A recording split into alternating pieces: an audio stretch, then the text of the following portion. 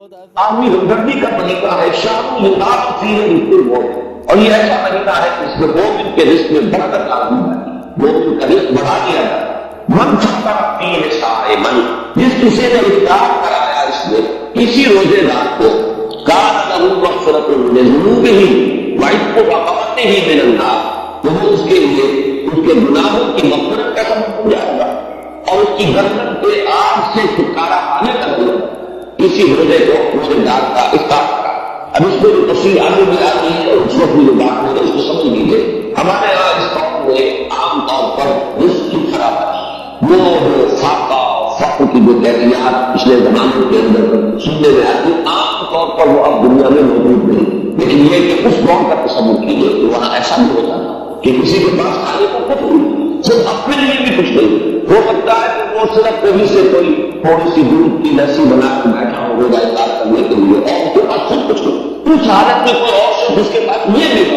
اگر اس کے پاس آتا ہے تو وہ اپنے اس تھوڑی سی لسی میں سے اگر اپنے کسی اور بھائی کو بھی کچھ پلا دیتا ہے جو دودھ، تو اس کا جو اجر و ثواب اس وقت اس پسند میں اس کو ذہن رکھیے۔ باقی ہمارے یہاں جو بھی اس وقت لین دین ہے، اس لین دین میں اگر آپ روزے کا روزہ افطار کرنے کی محفلیں روزانہ میں منعقد کر لیں اور افطاریاں کرائیں اور بہت اعلیٰ افطاریاں کرائیں تو اس کو اس حساب میں شمار کریں۔ بات وہ اپنی جگہ پر ہے، جو انسان احباب کے ساتھ محبت کے ذاتی کے لیے کرتا ہے اور وہ محبت خالص اللہ کے لیے، اللہ کے دین کے لیے، اس کا اپنی جگہ پر جو ثواب ہے، لیکن یہ جو ثواب بیان ہو رہا ہے، جس طرح کا جو ثواب بیان ہو رہا ہے، اس کے لیے اس قسم کے پس منظر کو سامنے رکھنا ضروری ہے، ورنہ ایک بہت مبالغہ کا معلوم ہوتا ہے ایک دوسری بات کے اوپر امرا ثواب، لیکن اس کو اگر اپنے اوپر انسان تعریف کرے جیسا چاہتا ہے بہت سے صاحب کے بارے میں، انہیں جب فاتح ہوتے اور کئی وقت کے فاتح اصحاب صفہ خاص طور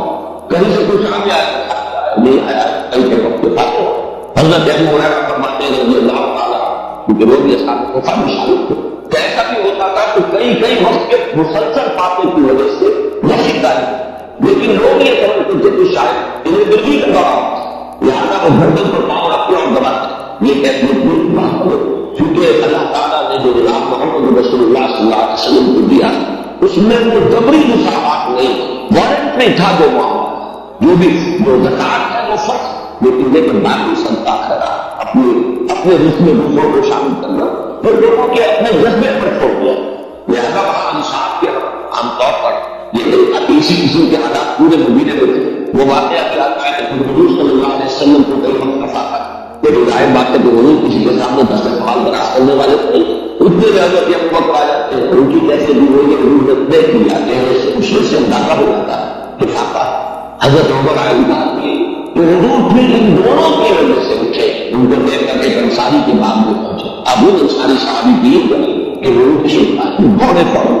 بعد میں سے کچھ انگوروں کے کوشے کچھ اور چیزیں لا کے فوراً رکھی اور پھر چھری ہاتھ میں لے کر دوڑنے لگتے کہ کسی جانور کو ذبح کرے، اور پھر یہ کہ اہتمام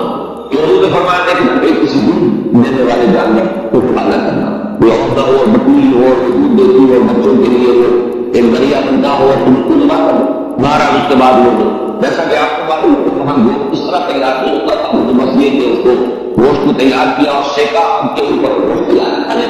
وہ حضور نے اتنا فرمایا حضرت ابو بکر نے حضرت عمر نے، اور پھر حضور نے فرمایا روٹی کا تھوڑا سا ٹھنڈا لے کر اس پر چند روٹیاں کہ یہ عائشہ کو بھی دیا، اسے بھی کئی وقت رضی اللہ عنہ۔ ان حالات کو دیکھیے کہ اس میں یہ کہتے ہیں کہ ایک آدمی جبر کرتا ہے، اس نے فرض کیجیے کہ شیری کے بعد سے کچھ نہیں ملا، روزہ ایسے ہی کیا،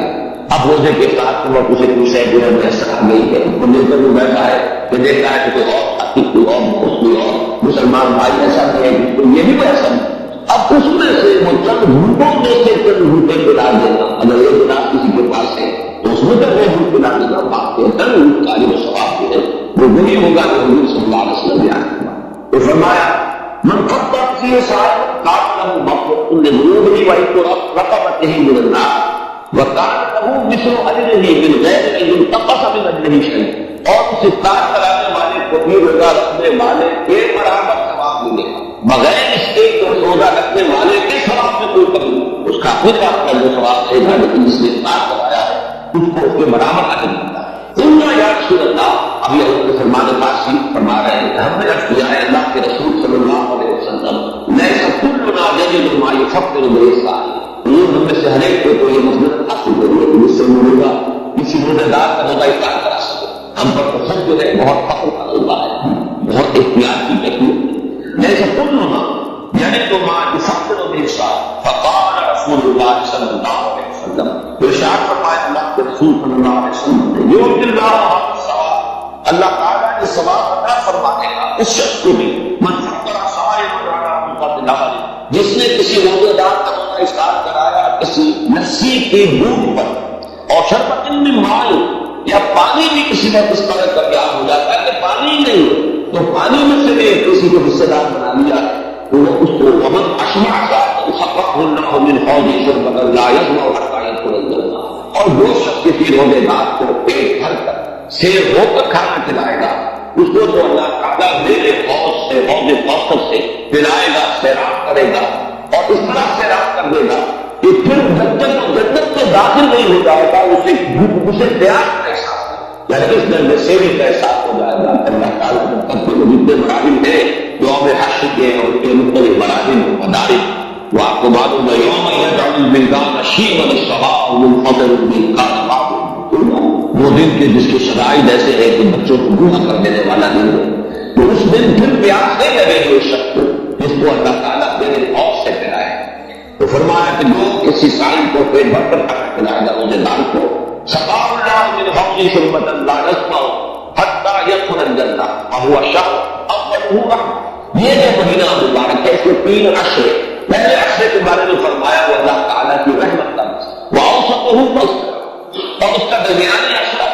وہ گویا کہ اللہ تعالیٰ کی طرف سے مغفرت کا فرمانا لے کر آتا ہے. وآخرہ عتق من النار، اور اس کا آخری عشرہ وہ تو گویا کہ آگ سے مستقل چھٹکارا پا جانے کا فرمانا. ومن خفف عن مخلوقه فيه غفر الله له وأعتقه من النار، اور جو شخص اس ماہ مبارک میں اپنے کسی گناہ کی مشقت میں تکلیف کرے گا، تخفیف کرے گا، تو اللہ تعالیٰ اس کی مغفرت فرمائے گا اور اسے جہنم کی آگ میں